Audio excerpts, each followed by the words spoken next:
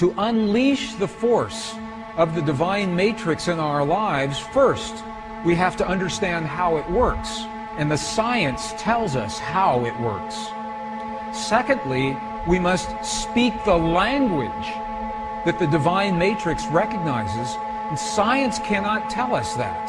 That comes from our past, from our culture, from our history, from those who have learned and used this language for thousands of years. So this is what we're doing right now. We're learning what did Jesus and what did the great masters say about this language. Because it's the same whether you're talking Buddhist or Hindu or Christian, pre-Christian traditions, they're all telling us that there is a field of energy and that we have the language to use that field. This is an actual page out of the Gospel of Thomas. So we know that this ancient gospel actually existed. And you can see some of the letters. These are Greek letters. You can actually read some of, if you know Greek, you can see some of the Greek letters right here.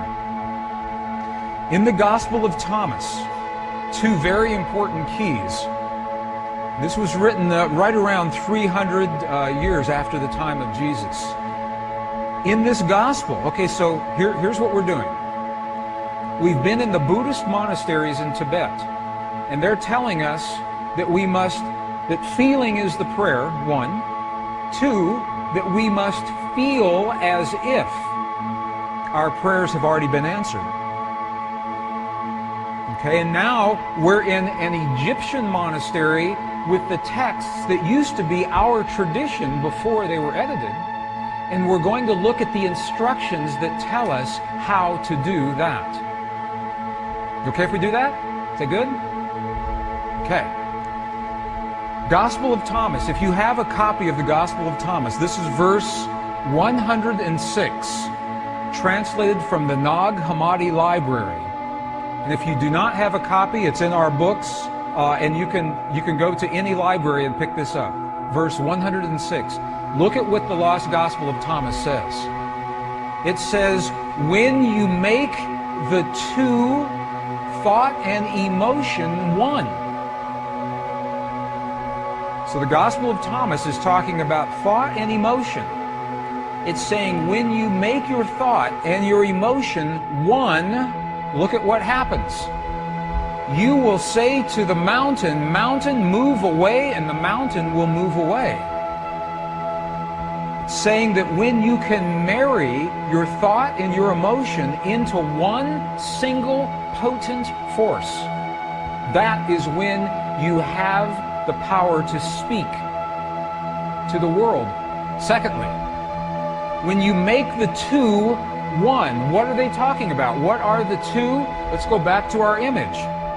The two, thought and emotion. When the two become one in our hearts, we create the feelings in our bodies. When thought and emotion become one, and you'll see how to do that in just a minute. Let's go back to the Gospel of Thomas, another verse. Now this is verse 48. It says almost the same thing. This was so important that it was recorded at least 3 different times in the same Gospel. Look at what this says. If the two make peace with each other in this one house. When Jesus is talking about the house or the temple, what is he talking about? What is he talking about? Precisely you. You are the house. You are the temple. If the two make peace with each other in this house, if thought and emotion become one, if they make peace with each other in this house, look what happens. They will say to the mountain, move away, and it will move away. He's telling us again, in a completely different verse, how powerful it is to marry thought and emotion. But they still haven't told us how. How do you do this? That's the next piece. In the early Christian Bible, your Bible today, there is a passage. How many have heard, ask and ye shall receive? Have you heard that before? Ask and you shall receive. Have you heard that? I know people that ask and ask and ask and nothing happens. Because the asking is not done with the voice. The asking is not done, please, please, bring this to my world. That's not asking. To ask, we must speak to the field, to the divine matrix, in the language that the field recognizes. In a language that's meaningful. The field doesn't recognize our voice, it recognizes the power of our heart. Remember this morning, our heart, we have a feeling, creates electrical waves, magnetic waves. That's the language the field recognizes.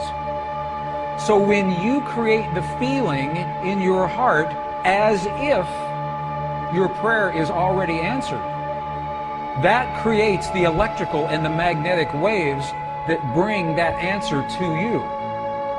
In the Bible that you have today, the King James Version, John 16:23-24, what you have is the condensed version.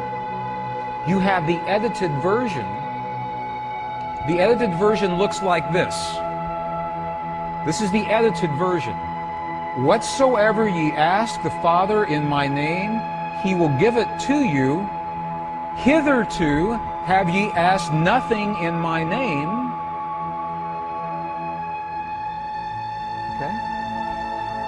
Ask and ye shall receive, that your joy may be full. Okay, this is the edited version. This is so amazing to me because they took out the two sentences that tell us how to ask. In the 4th century, when the edits happened, they took those two sentences out. Would you like to see those two original sentences? Okay, we'll go back into the original Aramaic and we'll look at a new translation. This is the original Aramaic. It begins, it looks very similar. So this is the retranslated version with the missing pieces. All things that you ask straightly, directly from inside my name, you will be given. It says, so far you've not done this, because if we ask with our voice, we have not done this. Now here's the piece that was edited. Here is what was lost. Look at these two very powerful sentences. Ask without hidden motive and be surrounded by your answer. Be enveloped by what you desire, that your gladness be full. Look at what it's saying. It's not saying to speak a word, it's saying to be surrounded, to feel as if. If you are surrounded, you are feeling as if your answer has already happened. Be enveloped. If you want the perfect relationship in your life, if you want the healing in the body of your loved ones, feel the feeling of what it is like as if that has already happened.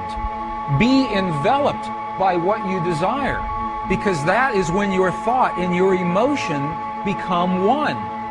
You think the thought of the healing in your loved ones and you feel the love of that thought. They become one, and that is the language that this field recognizes. Does that make sense? Are you okay with that?